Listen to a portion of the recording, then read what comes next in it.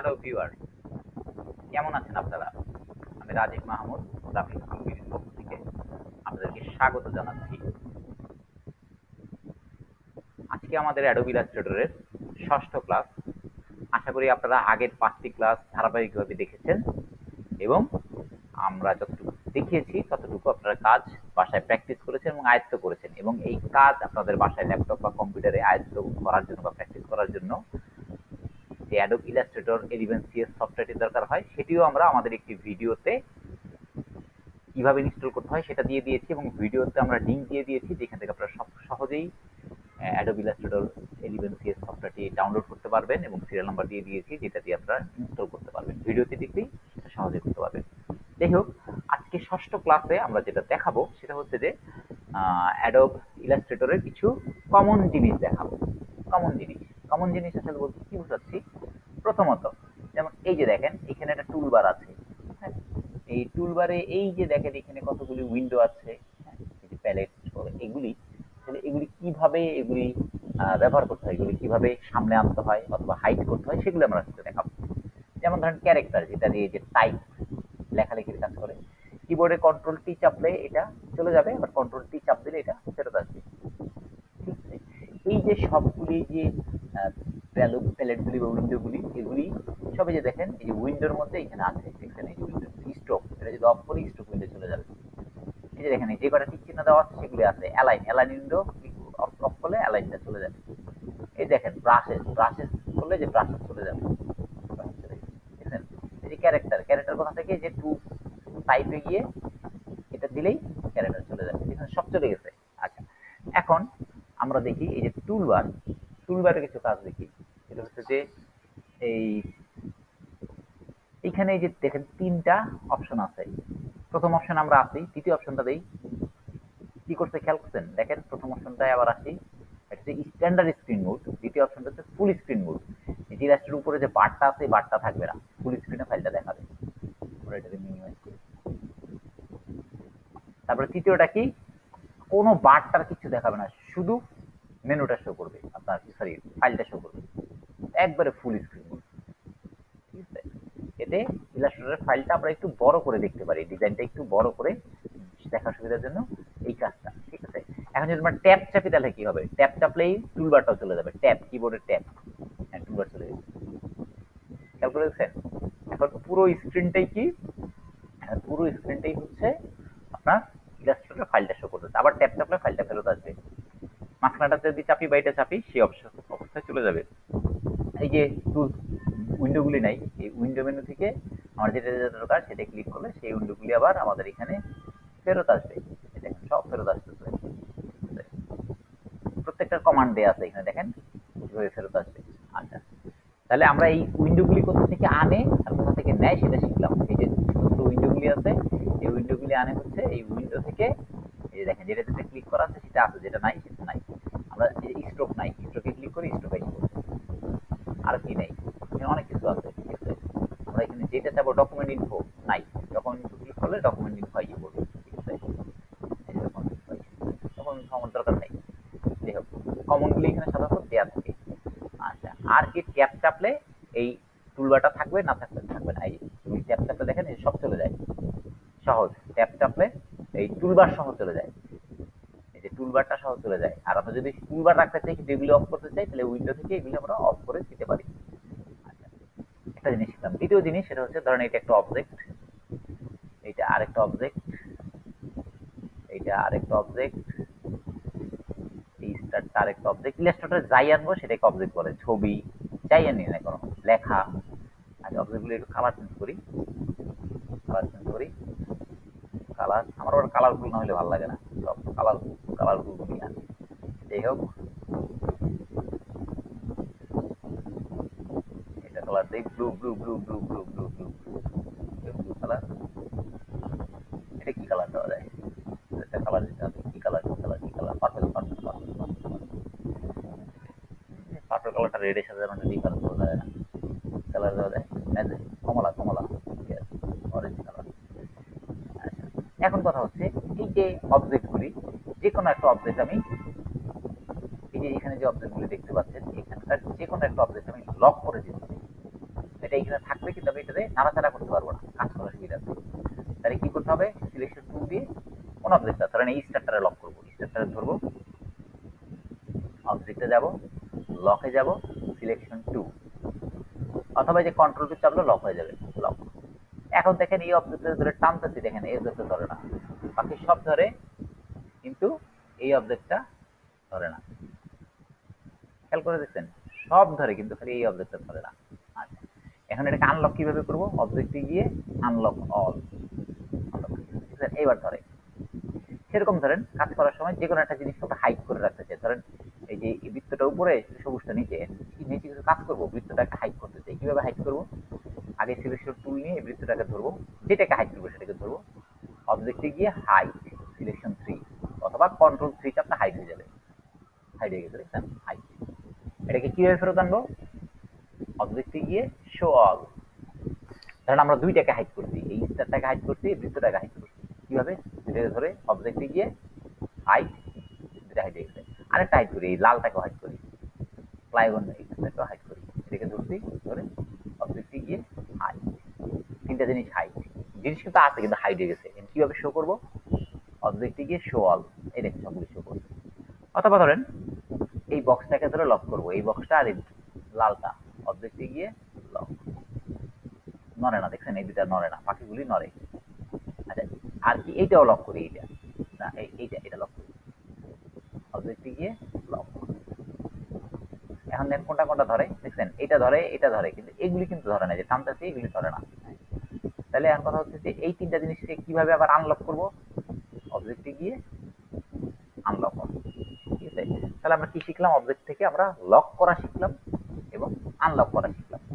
এটাকে কপিও করা যায়, এই জিনিসটাকে কপি করা যায়, আমরা সাধারণত অল্টার চাপ দিয়ে ধরে টান দিলেই কপি হয়, কিন্তু কপি করার অপশন আছে এখানে, এডিট, কপি, কপি হয়ে গেছে, বাড়ি ক্লিক করি, এডিট, পেস্ট, পেস্ট হয়ে গেছে, দেখছেন, মানে কপি করা যায়, পেস্ট করা যায়, কিন্তু পেস্ট করলে খুব উপরে পেস্ট হয় না। কিন্তু এই যে বৃত্তটা ধরেন এটাকে ধরলাম, এদিকে গিয়ে কপি করলাম, এখন এডিটে গিয়ে যদি পেস্ট ইন ফ্রন্ট অথবা পেস্ট ইন ব্যাক, মানে কন্ট্রোল এফ অথবা কন্ট্রোল বি, যে কোনো একটা দিয়ে কি হবে, কন্ট্রোল এফ, এটা হুবহু বইটার উপরে গিয়ে পড়ছে।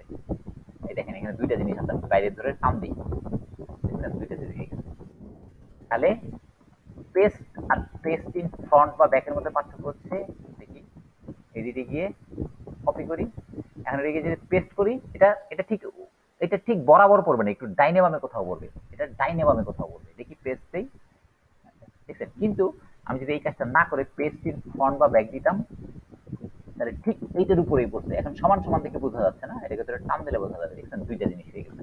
তাহলে আমরা পেস্ট আর পেস্ট ইন ফ্রন্ট শিখলাম, অথবা পেস্ট ইন ব্যাক শিখলাম।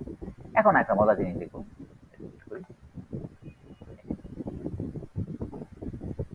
বুঝতে পারতেছেন মনে হয় কি দেখাবো, দেখছেন, খেয়াল করে দেখেন, এখানে এক একটা এক এক অর্ডারে আছে, সবার নিচে আছে কোনটা, এই ব্লুটা, তার উপরে আছে গ্রিনটা, তার উপরে আছে ইয়েলোটা, তার উপরে আছে ম্যাজেন্টাটা, সরি অরেঞ্জটা, তার উপরে আছে রেডটা। এখন আমরা এটাকে, এটাকে বলা হচ্ছে আপনার অ্যারেঞ্জ, মানে কোনটা কার উপরে আছে, অ্যারেঞ্জমেন্ট, ঠিক আছে। লেয়ার অনুযায়ী এখানে পাঁচ লেয়ার আছে, একটা একটার উপরে আছে, ঠিক আছে। যদি এভাবে একটার উপরে না থাকতো, তাহলে কিন্তু আমরা এইভাবে রাখতে পারতাম না, তখন কি করতে হতো, পাশাপাশি নিলেই তো ধাক্কাইতো, এটার উপরে নেওয়া যেত না, ঠিক আছে। কিন্তু এখন একটা আরেকটার উপরে আছে। কথা হচ্ছে এই যে সবার নিচে যেটা আছে, এই ব্লুটা, এটা সবার উপরে আনবো, কিভাবে আনবো দেখি তো। এই ব্লুটা ধরবো, অবজেক্ট, সরি,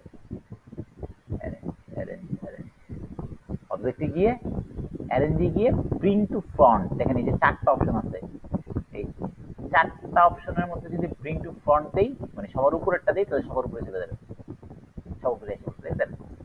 আচ্ছা, খেয়াল করছেন, যদি এটা সবার নিচে নিতে চাই, অবজেক্ট, অ্যারেঞ্জ, সবার নিচেরটা দিলে সবার নিচে চলে যাবে। আচ্ছা, খেয়াল করে দেখেন, তাহলে কি, এটাকে সিলেক্ট করতে হবে, অবজেক্টে যেতে হবে, অ্যারেঞ্জে যায়, সবার উপরে দিব না সবার নিচে দিব, রাইট ক্লিক করলে হয়, এটাকে ক্লিক করে রাইট ক্লিক করে এই যে অ্যারেঞ্জ আছে, দেখছেন, এই সবার উপরেটা দিলে সবার উপরে যাবে, সবার নিচেটা দিলে সবার নিচে যাবে। আর ব্রিং যদি ফরওয়ার্ড দেই তাহলে এটা একই স্টেপ উপরে উঠবে। দেখেন নীলটার উপরে আছে সবুজটা, তাই এই নীলটা সবুজটার উপরে উঠে যাবে। অ্যারেঞ্জ ব্রিং ফরওয়ার্ড এক স্টেপ উপরে উঠছে, আরেক স্টেপ উপরে উঠলে হলুদটার উপরে উঠবে। Arrange bring forward.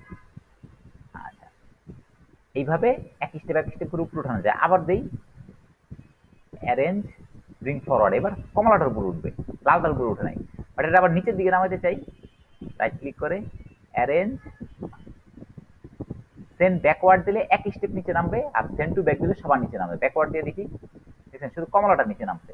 তাহলে আমরা যে কোনো কিছু সিলেক্ট করে অবজেক্ট থেকে অ্যারেঞ্জ থেকে সেটাকে উপরে নিচে লেয়ারে নিতে পারি, অথবা এটার উপর যে কোনো জিনিসকে সিলেক্ট করে রাইট ক্লিক করে এই যে অ্যারেঞ্জ থেকেও এই যে এগুলি দিয়ে উপরে নিচে নিতে পারি। সবার উপরেরটা দিলে সবার উপরে চলে যাবে, সবার নিচেরটা দিলে সবার নিচে চলে যাবে। আর ব্রিং ফরওয়ার্ড দিলে এক স্টেপ উপরে উঠবে, ব্রিং ব্যাকওয়ার্ড দিলে এক স্টেপ নিচে নামবে। এই যে কিবোর্ড কমান্ড পাশে দেওয়া আছে, shift control third bracket closing third bracket, আর এটা হচ্ছে shift control opening third bracket. ঠিক আছে, এটা আপনি কিবোর্ডে এই ব্র্যাকেট চিহ্নগুলি পাবেন, তিনটে একসাথে চাপতে হবে। তাহলে আমরা এটাও শিখলাম কিভাবে কোনো জিনিসকে অ্যারেঞ্জ করা হয়।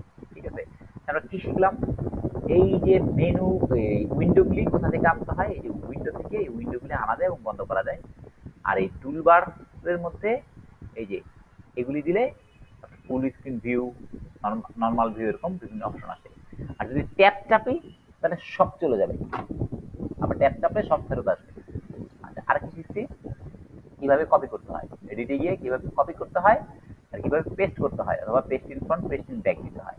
ঠিক আছে, আর কি শিখছি, অবজেক্টে গিয়ে কিভাবে জিনিসগুলিকে অ্যারেঞ্জ করতে হয় উপরে নিচে। আর কি শিখছি, কিভাবে কোনো জিনিসকে লক করতে হয় এবং আনলক করতে হয়, আবার কিভাবে কোনো জিনিসকে হাইড করতে হয়, আনহাইড করতে হয়। আরেকটা জিনিস শিখবো, কারণ এইটা এইটা এইটা ধরেন আমরা এই ডিজাইনটা বানাইছি, এটা ডিজাইন। এখন এই তিনটা জিনিস যদি আমরা একটা ডিজাইন করি, ধরেন এটা একটা লোগো, এখন এই তিনটাকে আমরা কি মুভ করব, হ্যালো মুভ করব, তাহলে দেখেন নড়ে যাচ্ছে, সমস্যা। এই পুরাটা সিলেক্ট করে ধরে নড়াইতে হয়, এর মধ্যে যে কোনো সময় ছুটে যেতে পারে। এই তিনটা জিনিস যদি আমরা একসাথে লাগাই ফেলি, মানে গ্রুপ করে ফেলি, তাহলে এটা ছুটবে না। কিভাবে, এই বাইরে থেকে ধরে তিনটাকে ধরলাম, বাইরে থেকে ক্লিক করে এনে তিনটাকে ধরলাম, অবজেক্টে গিয়ে গ্রুপ দিয়ে দিলাম, গ্রুপ হয়ে গেছে। এখন আপনি চাইলে যে কোনো একটাকে ধরতে পারবেন না, তিনটা একসাথে গ্রুপ হয়ে গেছে। এখানে দেখেন এখানে একটা একটা ধরা যায়, কিন্তু এইখানে কিন্তু ধরা যায় না যে কোনো একটাকে। আবার এই তিনটাকে আলাদা করতে চাইলে অবজেক্টে গিয়ে আনগ্রুপ দিলেই তিনটে কি হবে, একদম আলাদা আলাদা হয়ে যাবে। ঠিক আছে, আমরা এই কমন জিনিসগুলি আজকে শিখলাম, একদম কমন জিনিস এটা। ঠিক আছে, কিভাবে গ্রুপ করে, কিভাবে লক করে, কিভাবে হাইড করে, কিভাবে আনগ্রুপ করে, আনলক করে, আনহাইড করে, কিভাবে লেয়ারে এগুলিকে কোন উপরে নিচে অ্যারেঞ্জ করা যায়, কিভাবে কপি পেস্ট করা যায়, কিভাবে এই জিনিসগুলিকে শো করা যায়। আজকে আমাদের ক্লাসের বিষয় হচ্ছে এই ইজি থিংসগুলি, মানে কমন থিংসগুলি। কমন থিংসগুলি আমাদের সবসময় লাগে। ঠিক আছে, হ্যাঁ, কিভাবে কি করা যায় উইন্ডো থেকে আমরা জানি। আবার এখানে ভিউয়ে কিছু বিষয় আছে, এই যে জুম ইন করলে কি হবে, বড় হবে, ভিউ জুম ইন বড় হবে। আবার ভিউয়ে জুম আউট করলে ছোট হবে, জুম আউট করলে ছোট হবে। এখানে যে পাশে কমান্ড দেওয়া আছে, দেখছেন, কন্ট্রোল দিয়ে প্লাস চাপতে থাকবে, অথবা কন্ট্রোল দিয়ে মাইনাস। আচ্ছা, আর ফিট ইন উইন্ডো, মানে উইন্ডোর এখানে আপনার যে উইন্ডোটা আছে সেই উইন্ডোর সাথে ফিট হয়ে যাবে ফাইলটার সাইজটা। এই যে ফিট ইন উইন্ডো, দেখছেন একদম ফাইলের সাথে ফিট হয়ে গেছে। আর যদি দিতাম হচ্ছে অ্যাকচুয়াল সাইজ, তাহলে ফাইলটার সাইজ যতটুকু ঠিক ততটুকু শো করবে। ফাইলটা প্রিন্ট করলে এই সাইজে আপনি দেখতে পারবেন। এটা অরিজিনাল সাইজ হচ্ছে এটা। আমরা তো কন্ট্রোল মাইনাস দিয়ে এটা অনেক ছোট করে দেখতে পারি, তাই না? কিন্তু এটা অরিজিনালি কতটুকু হবে প্রিন্ট করলে সেটা শো করার জন্য ভিউয়ে গিয়ে অ্যাকচুয়াল সাইজ, ভিউয়ে গিয়ে অ্যাকচুয়াল সাইজ দিলেই যে আমরা এইভাবে দেখতে পারি। এখানে আরো কিছু অপশন আছে, আমরা পরে দেখবো, যেমন গাইড আছে, ঠিক আছে, গ্রিড আছে, এগুলো আমরা পরে দেখছি কোথায় রাইট কোথায়। এই যে দেখেন গ্রিড বেরিয়ে গেছে। এটা কি, আমরা যে স্কুলে যেটা করছি গণিতে, সেটা হচ্ছে যে কি বলে এটাকে, ভুলে গেছি, একদম ভুলে গেছি। আরে গ্রাফ পেপার, এক্স ওয়াই অক্ষর। তো ঠিক আছে ভিউয়ার, আজকে এই পর্যন্তই। এখানে আজকে আমাদের ষষ্ঠ ক্লাস শেষ। আপনারা আশা করি আমাদের আগের ভিডিওগুলি দেখবেন, যদি না দেখে থাকেন পরবর্তী ভিডিওগুলি দেখবেন, এবং আমি আশা করি আপনারা এই ভিডিওগুলি ঠিকমতো দেখলে এবং প্র্যাকটিস করলে আপনারাও একজন ভালো এবং দক্ষ গ্রাফিক ডিজাইন হিসাবে নিজেকে গড়ে তুলতে পারবেন। ঠিক আছে, আপনাদেরকে সবাইকে আবারও শুভেচ্ছা জানিয়ে আমার আজকের ক্লাস শেষ করছি।